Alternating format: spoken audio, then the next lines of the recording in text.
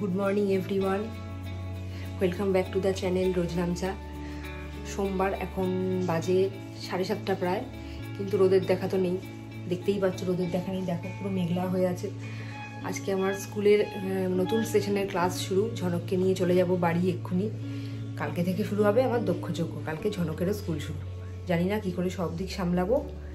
সামলাতে তো হবেই, কেননা বাচ্চা বড় হচ্ছে, তাকে তো স্কুলে দিতেই হবে। এটা রোজকার ঘটনা। একদিন দুদিন দিলাম তা তো না, রোজকার ঘটনা।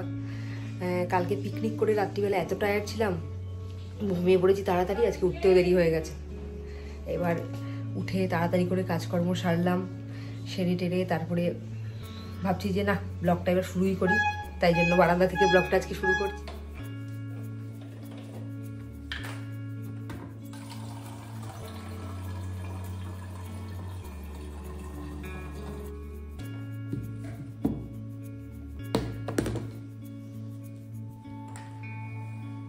রাকেশের টিফিনটা গুছিয়ে এবার আমি চলে যাব রেডি হতে।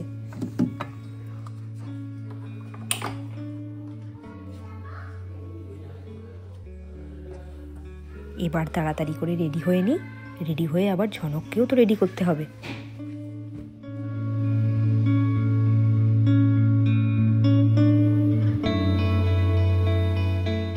প্রতিদিনকার এরকম তাড়াহুড়োময় জীবন আর ভালো লাগে না। মনে হয় মাঝে মাঝে কোথাও যেন চলে যাই, একটু ঘুরে আসি কদিন। কিন্তু তার উপায় কি আর আছে? স্কুল, এদিকে ঝনকেরও এখন স্কুল শুরু হচ্ছে, রাকেশের অফিস, একেবারে জর্জরিত যেন জীবনটা।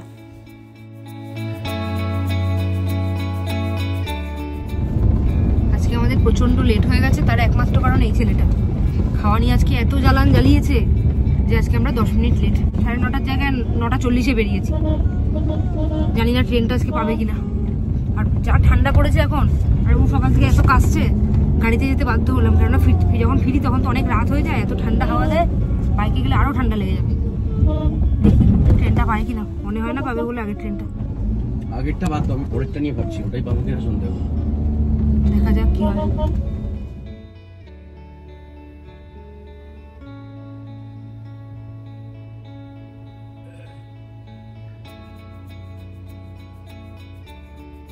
তোমাদেরকে একটা কথা জানানোর জন্য এসেই আগে বসে পড়েছি। সেটা হলো রাকেশ ট্রেনটা পেয়ে গেছে। যা দৌড়োদৌড়ি করে বেরোলাম, যা তাড়াহুড়ো করে ড্রাইভ করেছে, আমার তো রীতিমতো ভয় লাগছিল, কিন্তু ট্রেনটা পেয়ে গেছে। এসে গেছি, এসেই দেখছি একজন খাচ্ছে আর একজন এসে বায়না শুরু করে দিয়েছে দিয়ার কাছে। এত ঠান্ডা, ওনাকে সোয়েটারটা খুলবে। প্রচন্ড আজকে ঠান্ডা, উত্তর দিক থেকে খুব হাওয়া ছেড়েছে। কি করবো?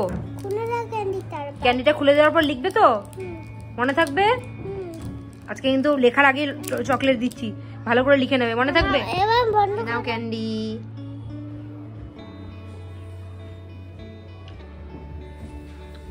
ক্যান্ডিটা খাও, তারপর লিখবে। আজকে লিখতে বসে আমার কাছে প্রচন্ড বকা খেয়েছে। এত জিদ করেছে, এত বকা খেয়েছে, ক্লান্ত হয়ে গেছে, কেঁদেওছে তেমন প্রচন্ড। কিছুতেই লিখবে না, হাত এরকম করে পেন্সিল ধরবে না, এরকম করে রাখছে হাতটা। প্রচন্ড বকেছি, তেমন কেঁদেওছে। এখন রেস্ট নিচ্ছে, লিখিয়ে তবে ছেড়েছি। কালকে থেকে স্কুল লেখা না শিখলে হবে? লেখা তো শিখতেই হবে। ক্লান্ত হয়ে গেছে, এখনো এরকম করছে। এই যে ঝনক, তুমি এগুলো কি করছো? হাতের মধ্যে কি করেছো দেখি? মা শিল্পাদি এসেছিল, এসে এই বইগুলোতে নাম লেখ। শিল্পাদির হাতের লেখা একদম পুরো মুক্তোর মতো। এই যে শিল্পাদিকে লেখানোর জন্য ডেকেছিলাম। আর ঝনক তার পেনের একটা ব্যাগ আছে, ব্যাগটার সব পেন ছিটিয়ে হাতে কালি লাগিয়ে একদম একাকার করে দিচ্ছে। এই শিল্পাদি হলো আমাদের স্কুলের আরেকজন টিচার, মানে আমার আরেকজন কলিগ।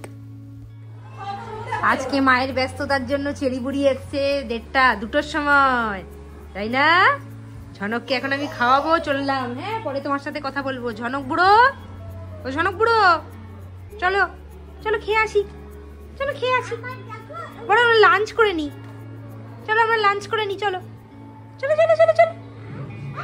বুঝলি বাবা, মুখে ভাত ভূত লাগিয়ে। ও বাবা, আসবি আমার কাছে? আমার কাছে আসবি? আয়। ঝেপে ধান দেব মেপে, ধানের উপরে চলে যা, লেবুর পাতায় গরম চা। যা বৃষ্টি ঝেপে ধান দেব মেপে, যা বৃষ্টি চলে যা, লেবুর পাতায় গরম চা। দেখো আজকের মেনুটা তোমাদের সাথে শেয়ার করে দিই। এটা হলো পাকাল মাছ। এই মাছগুলো খুব উপকার। বেগুন দিয়ে পাকাল মাছের ঝোল হয়েছে, তার সাথে হয়েছে টমেটো দিয়ে মুসুরির ডাল। শীতকালে টমেটো দিয়ে মুসুরির ডালটা খুব ভালো লাগে। আর হয়েছে ফুলকপি আলু দিয়ে মাছের ঝোল, কাতলা মাছের ঝোল। আজকে সিম্পল মেনু। সন্ধে এখন 6টা। ঝনক ঘুম থেকে উঠে গেছে, আর ঝনকের মোমোকে দেখলেই তো শুরু হয়ে যায় বাদরামি। দেখো মোমোর সাথে কেমন করছে, দেখছো তো? মোমো মানে ঝনকের মেশো, মানে চেরি বেরির বাবা, আমার বোনের বর।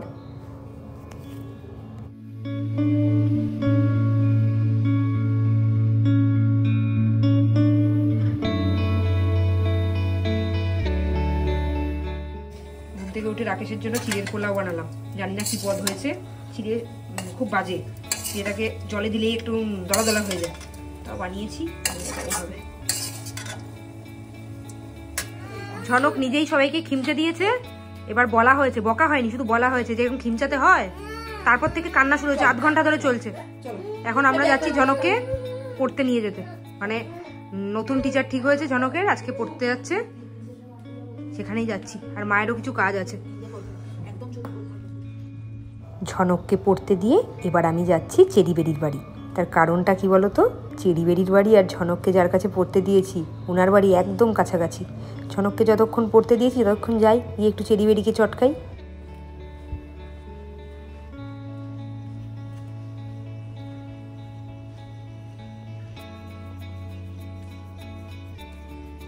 এই তো আমি পৌঁছে গেছি চেরি বেরির বাড়ি। তোমরা তো চেরিকে মাঝে মাঝেই দেখছো, বেরির সাথে তোমাদের অনেক দিনই দেখা হয় না। আজকে একটু বেরিকে তোমাদের সাথে দেখা করাবো, বুঝলে তো?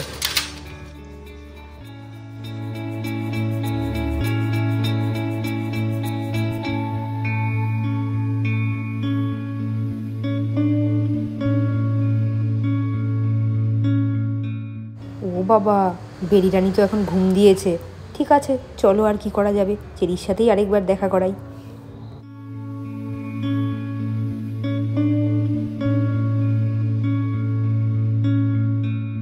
আজকে ওদের বাড়িতেই থাকবে। তার কারণ কি বলো তো? রুমের শাশুড়ির আজকে খুব শরীরটা খারাপ, আর 2টো বাচ্চাকে একা সামলাতে খুব কষ্ট হয়। ওই জন্য মা আজকে এখানে হেল্প করতে এসছে।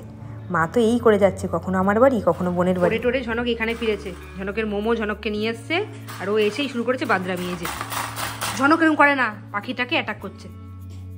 সবসময় দুষ্টুমি করতে তোর ভাল লাগে? হ্যাঁ, দেখো অবস্থা, দেখো সবাই। পাখি উঠতে পারবে না, খাঁচাতে আছে। তুমি মোমোর সাথে খেলা করো, মোমোর সাথে খেলা করো, ওই যে মোমোর সাথে খেলা করো। ও কিচ্ছু শুনবে না, ওই পাখিটাকেই নিয়েই ব্যস্ত থাকবে।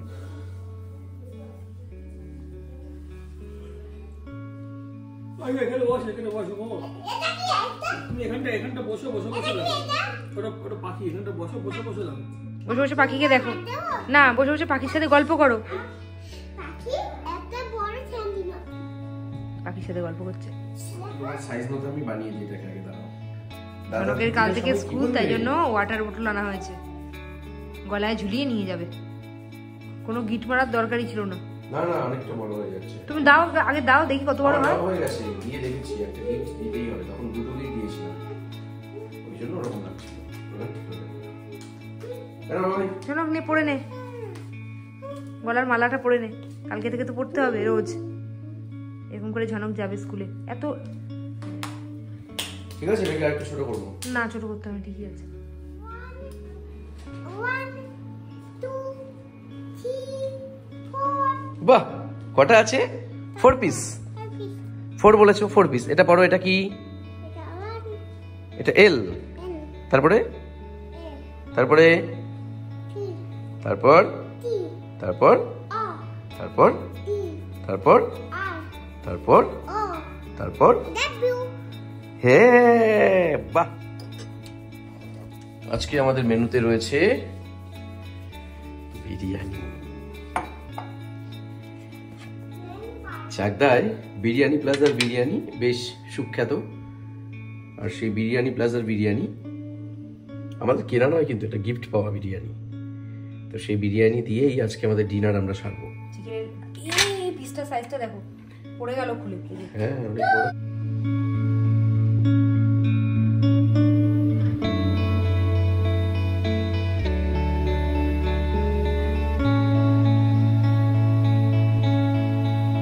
11:30টার সময় এক থালা বিরিয়ানি নিয়ে বসেছে।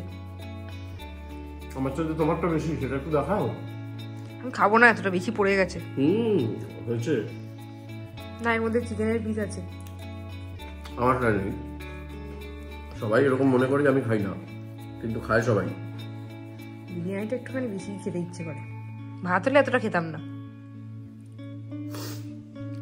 আমরা বাড়িতে ঢুকেছি 10:15 নাগাদ, আর এখন বাজে 12টা। 2 ঘন্টা যে কোথা থেকে চলে গেল বুঝতেই পারলাম না। ভেবেছিলাম যে আজকে একটু তাড়াতাড়ি শোবো, সে আর হলো না শোয়া। আর কি করা যাবে, ঝনকের তো কালকে স্কুল, তাই জন্য একটু ভেবেছিলাম তাড়াতাড়ি শোবো, তাড়াতাড়ি উঠতেও হবে। কিছু করার নেই, দেরি হয়ে গেছে। এবার আবার ব্লগটাও এডিট করতে হবে, মানে এডিট করে ঘুমোতে ঘুমোতে প্রায় 1টা-1:30। ব্লগটা কেমন লাগলো সবাই জানিও। আজকে এখানেই শেষ করলাম, নেক্সট ব্লগে আবার দেখা হবে। Good night.